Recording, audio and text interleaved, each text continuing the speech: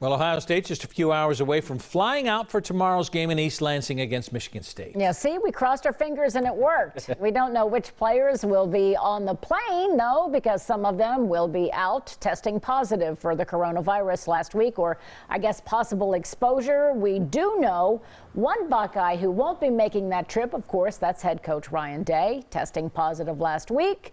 So he has to remain quarantined while his team plays the Spartans. Justin Holbrook joins us now with who will be leading the team. Yeah, it's going to be longtime defensive line coach Larry Johnson, and he's going to fill in for Ryan Day, and he'll make history in the process, becoming the first black head coach in football at Ohio State. He's been at OSU since 2014, and I caught up with a few of his former players who say he's ready for this moment.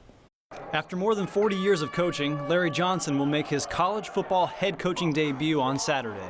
I think he's prepared for the moment, and the experience really speaks for itself, and I think Coach Johnson's going to be able to rise to the occasion. Joshua Perry played at Ohio State during Johnson's first 2 years with the Buckeyes and saw firsthand the kind of coach and person Johnson is. Coach Johnson was more of a like father, grandfather type, put his arm around you and really talk to you. But an extremely motivational guy and somebody who we trusted right away because he had the resume. Johnson was a high school head coach for 18 years, including 16 at McDonough High School in Maryland, where he won 3 state titles.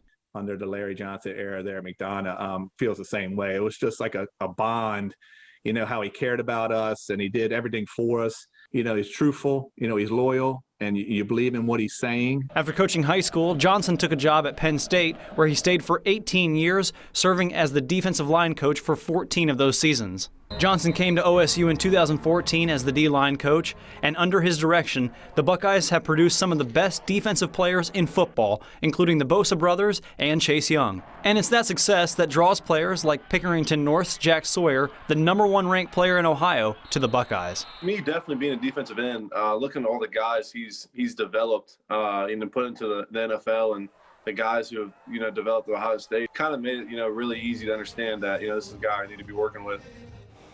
Now, Ohio State's flight is scheduled for 9 o'clock, and they'll do one more round of testing before then. But right now, the game is on track to happen, fingers crossed, and they'll be in good hands when it does with Johnson on the field. All right. Thanks so much, Justin.